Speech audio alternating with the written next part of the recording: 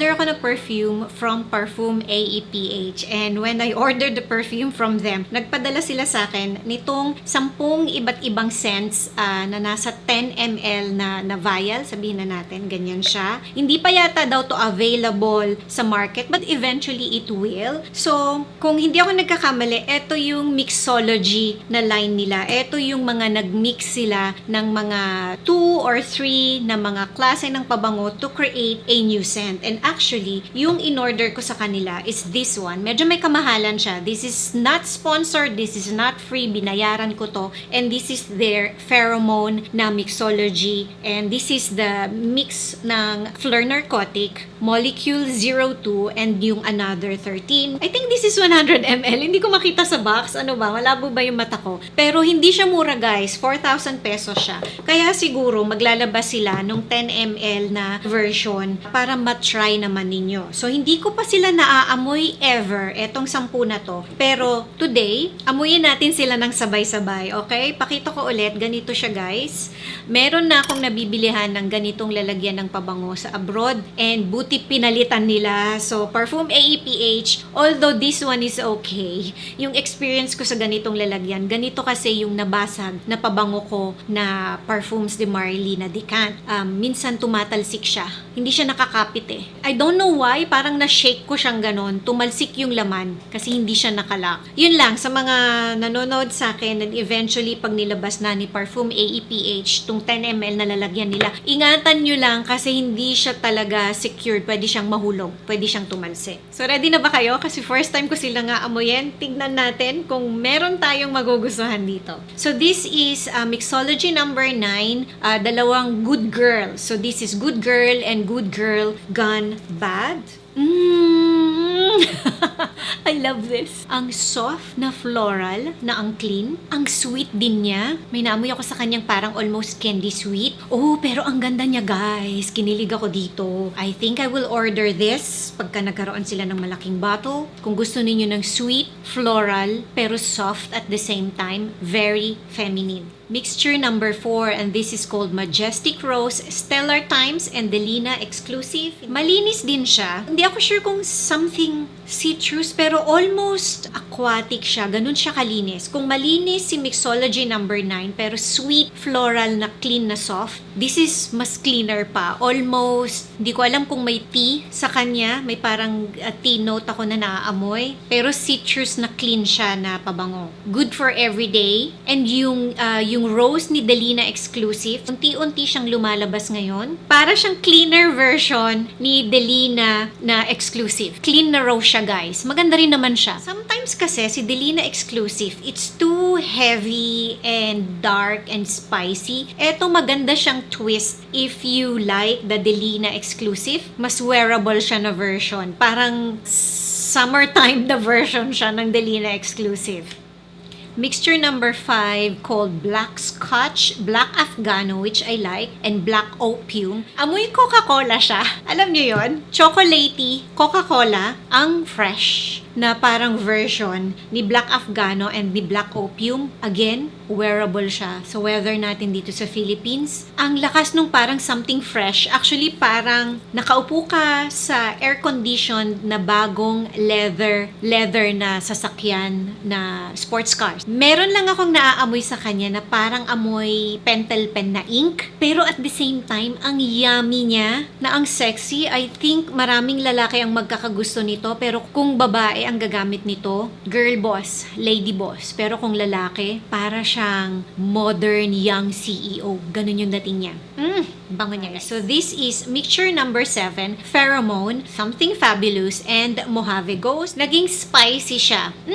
Sexy, fresh, clean, and spicy. Ang ganda din, guys. But, I think, mas maraming lalaki ang magkakagusto dito because of yung kick nung spiciness and nung freshness. Yung leather na note niya, ang fresh. Alam naman ninyo, gustong gusto ko si Something Fabulous from Tom Ford. Pag tumatagal, mas lumalabas yung freshness nung leather. Kaparehas nitong black scotch. Gaya ng sinabi ko, I think mas maraming lalaki ang magkakagusto dito. Pero a certain kind of women could wear this. Strong personality, alam nyo yon, boyish, rock chick or rocker chick. Lady CEO could also wear this. Ang pogi nito sa lalaki. Ang sexy nito sa lalaki. Mixture number 6, Two Kings. This is combination of Aventus and Baccarat Rouge 540. Andun yung tamis and lakas ni Baccarat Rouge 540. But, because Aventus sa akin para sa akin, nanununtok siya na fresh, na pabango. And ganun yung halo niya. Sweet. Ang fresh niya na parang smoky. May malamig sa kanya and I think that's from the Aventus. Ang lakas nung smokiness niya, pero nababalanse siya nung sweetness and nung freshness. Panglalaking panglalaki to, guys. I don't know if kaya siya ng babae. Yung pineapple na note sumisipa na. Alam niyo yun, yung parang fruity na note ni Aventus. I like it, but this is not for me. Pero sa lalaki, this is good for everyday. Parang bagong ligo, ganun siya kalinis. And even though fruity siya, because of the Aventus, it's nice. Ang linis na, puro malinis yung sinasabi ko, guys, no? Pero uplifting siya. Alam niyo yung may katabi kang bagong ligo na lalaki sa jeep, tapos naaamoy mo siya pag umaandar yung jeep. Ganon. I hope na-describe ko ng maayos, kung fair yung pagkaka-describe ko, pero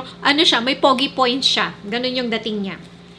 Next one is, this is the mixture number 3, and this is called Triple Oud Ombre N. I don't know what's the N, and this is the oud greatness, and the oud ispahan. Hindi ko pa naamoy yung paper, pero pag ginaganon ko, gusto ko yung naaamoy ko. Ang bango. May naamoy ako sa kanyang leather or suede. Literal, parang leather talaga siya na hinampas sa mukha mo. Ganun siya. Ang expensive ng amoy nito, guys. Yes. Panglalaki siya. I don't know if I could wear this, pero sa lalaki, ang pogi na, ang yaman pa. And may pagka-youthful din sa kanya, kahit nasabihin na natin na leathery siya, may something smoky or incensey din ako na naaamoy. Ang sexy nito. Pero ang gwapo na, ang yaman ng dating. Yun lang talaga yung madidescribe ko sa kanya. Ang ganda niya, guys. I-blind buy nyo to. Iregalo ninyo sa husband ninyo, sa boyfriend ninyo, sa tatay ninyo, sa crush ninyo, para maging kayo. Bango niya. Oh my goodness. Ang bango niya, guys. Mixology number 11, this is Silver Mountain. I think that's Creed, Sauvage, and Megamar. And it's called Let It Rain. Green. Again, ang clean na ang fresh. Pero may naamoy akong something fruity sa kanya. May pagka parang fresh aftershave yung amoy niya, if that makes sense. Good for everyday. Yeah, amoy ko sa kanya si Sauvage. Ang ganda. Easy reach. Again, amoy bagong ligo. Yung makakatabi mo na nagko-commute na malinis. Ang sarap amoy-amoyin, tsaka ang sarap yakapin. Ang youthful din nung amoy niya. Oh my goodness, ang ganda. May pagka-soapy din sa kanya. Soapy clean. Hindi ko alam bakit ang bata na ang linis na lalaki ang naaamoy ko sa kanya. College student, mga ganyan. Crush ng bayan. Ganun yung dating ng amoy niya. I love this! Parang lahat gusto ko. Ano ba yan? This is mixology number 12 and it's called Spring is in the Air, and this is green, Irish tweed, and tigar. Green nga siya. Meron akong naaamoy na sobrang sharp na green sa kanya, pero may lumalaban na something fresh. Yung parang hindi ko siya maintindihan. Sobrang hinog na fruit. Yun yung naamoy ko sa kanya. Medyo seryoso to ng konti, pero at the same time, lumalaban yung parang something fresh sa kanya. Metallic. Ayun, meron akong naamoy sa kanya na metallic, namamaturan ako sa kanya ng konti, pero fresh din siya. Hindi ko siya masyadong gusto, but I think yung freshness nito, medyo mas lalabas pa at tatapang pamamaya. Parang gaganda pa siya. Tumatamis na rin siya ng konti, and yung parang metallic, medyo humihina na siya ng konti. Pang ano siya, pang lolo, pang tito, medyo matured ng konti yung dating niya. Na fresh, na pabango. Mixture number 13, this is called Temptation, and this is Queer Intense, Italian Leather, and Tuscan Leather. All leather. Okay, yes. Ang leathery niya. Para kang nasa expensive na sports car na amoy mo yung leather, ang init sa labas. and smoker yung may-ari nung sasakyan. Ganon siya. I don't know why. It's parang unfair to say na parang pang CEO yung dating niya. Leather na smoky. Medyo mature siya ng konti. Confident. May-ari ng kumpanya. Madaming sports cars. Naka-tuxedo. Ganon. Pang formal na event siya sa akin. Pero ang pogi. Ang pogi din nito. Last one, this is mixology number 10 and this is called Easy Peasy and combination siya ni Elysium, Immensité, and Yasep. Fresh na may pagka-green na parang amoy malinis na tubig sa bukal. Pero ang bango niya, guys. Ano ba yung sabon na yon? Yung green na parang spring something yung name niya na wawala siya sa isip ko. Ganun siya, pero ang linis niya.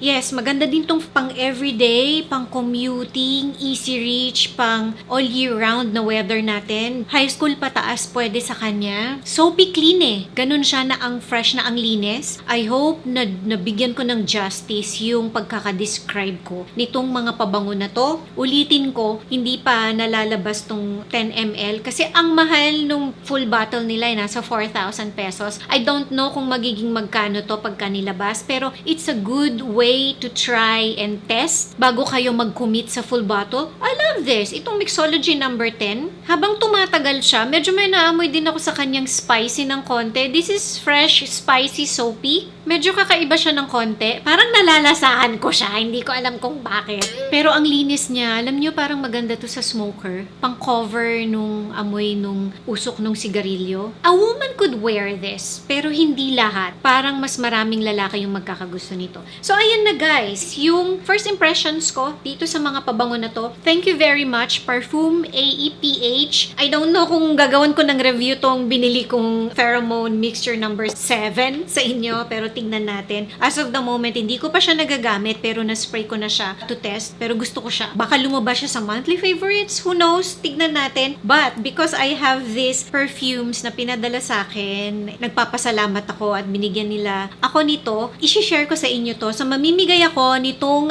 3 sample na binigay sa akin. Ipapamigay ko tong Majestic Rose, itong Temptation, and itong Spring is in the Air. So, alam na ninyo, pwedeng sumali yung mga nanonood sa akin abroad, pero you just have to make sure na meron kayong mapoprovide na Philippine address in case na manalo kayo, okay? Maganda tong pangregalo sa mga loved ones ninyo dito sa Philippines. Ipopost ko sa description box below kung kailan ko i-announce yung 3 mananalo and i-announce ko yun actually sa Instagram account ko. So, i-save din nyo sa calendar ninyo yung date kung kailan yung announcement ko nung 3 mananalo. So, mag-comment kayo below. Alin dito sa Parfum AEPH na mga perfumes ang na-try na ninyo and if not, ano yung gusto ninyong i-try? And sa dulo ng comment ninyo, ilagay ninyo yung Instagram account ninyo. Ang simple lang guys, di ba? Pag nanalo kayo and hindi ninyo nakuha yung prize ninyo in a month, ibibigay ko na siya sa iba. Okay? Hindi nyo na